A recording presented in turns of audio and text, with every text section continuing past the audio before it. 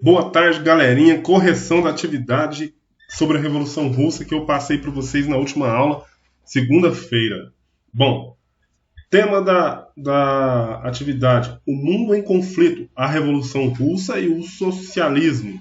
Habilidade essencial para que você adquirisse é a EF, Ensino Fundamental, 09, nono ano, HI, História, habilidade 11. Identificar as especificidades e os desdobramentos mundiais da Revolução Russa e o seu significado histórico. Então, você identificar qual é o significado histórico da Revolução Russa e a consequência da Revolução para o mundo. Aí você tinha dois textos. O primeiro texto fala, então, tem esse título aqui, Revolução Russa de 1917, essa figurinha aqui bonitinha, com esses caras com essas toucas estranhas na cabeça. Aí ele vai falar sobre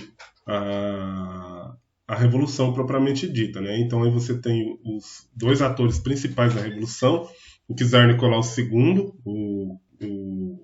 o imperador russo da época, e o Vladimir Lenin, que foi o líder da Revolução Russa. Ele era o chefe do partido bolchevique.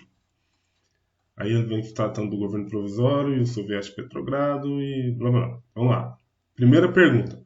Qual a situação da Rússia por volta de 1900? Havia um forte movimento operário, que na época era um império, reivindicando melhores condições. A Rússia era um império na época, e esse movimento operário reivindicava melhores condições e salários.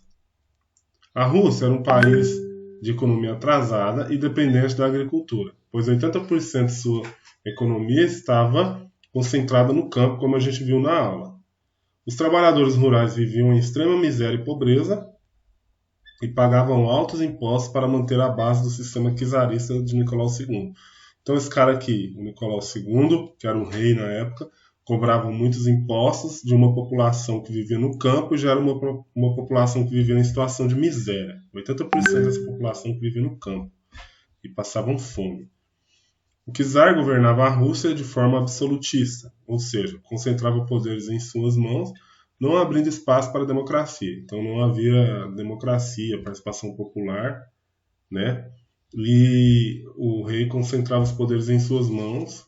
Você aprendeu sobre isso no ano passado com o professor Fernando.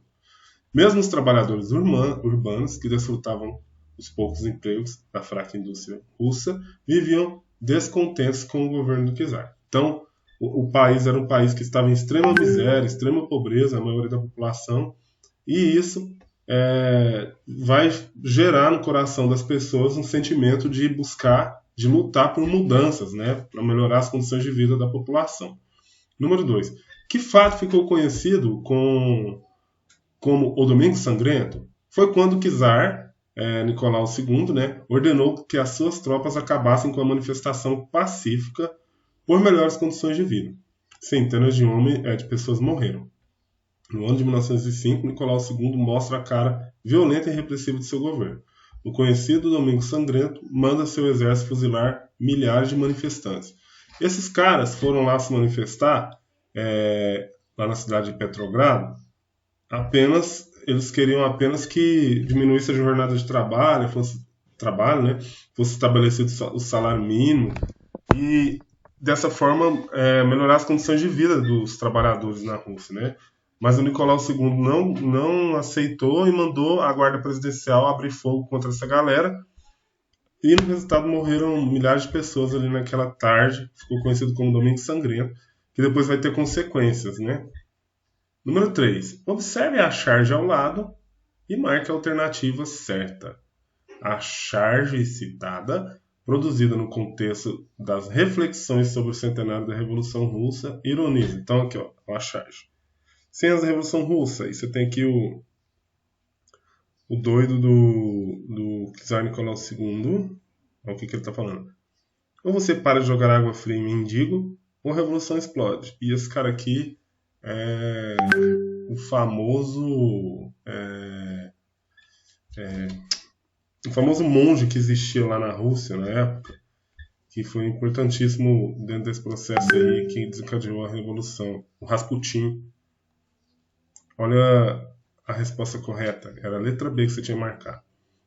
Eles estão ironizando o despotismo czarista em relação aos operários, como foi o caso do massacre no chamado Domingo Sangrento de 1905. O que é despotismo? É quando um imperador, um déspota, governa de forma absoluta sem dar ouvidos aos anseios da população. Ele é um déspota, tá? Então, dessa forma, ele não ouvia o que a população falava, não ouvia as reivindicações da população, né? E por esse motivo ele está sendo ironizado aqui na charge. Ou você para de jogar água fria em mendigo, ou a revolução explode, né? Vamos para número 4. De acordo com o texto e respaldo da citação a seguir, que a Rússia czarista estava madura para a revolução, merecia muitíssimo uma revolução. E, na verdade, essa revolução certamente derrubaria o czarismo. Já fora aceito por todo observador sensato do panorama mundial desde a década de 1870. O historiador Eric Hobsbawm escreveu isso. Destaca a situação econômica da Rússia antes do processo revolucionário, que a gente já falou lá em cima. Antes da Revolução, a Rússia vivia uma situação econômica marcada pela questão do atraso. A grande parte do país dependia da produção agrícola e os camponeses viviam subordinados ao mando de uma pequena faixa dos grandes proprietários de terra. Então, a Rússia estava atrasada, a maioria da produção econômica do país era produção agrícola, os camponeses estavam subordinados a um pequeno grupo de grandes proprietários de terra, né? Subordinados eles obedeciam a um pequeno grupo de proprietários de terra. Então, é assim, uma minoria dona das terras e uma maioria trabalhando de forma exploratória, né, digamos assim, para essa minoria que é dona das fazendas. B. Identifique e explique 2 levantes que antecederam a Revolução Russa. O primeiro levante é o Domingo Sangrento, né, que a gente falou, e o segundo, a rebelião do encouraçado Potemkin. Número 5. O governo Lenin expôs as chamadas teses de Abril com base no texto. Descreva o que foi essas teses.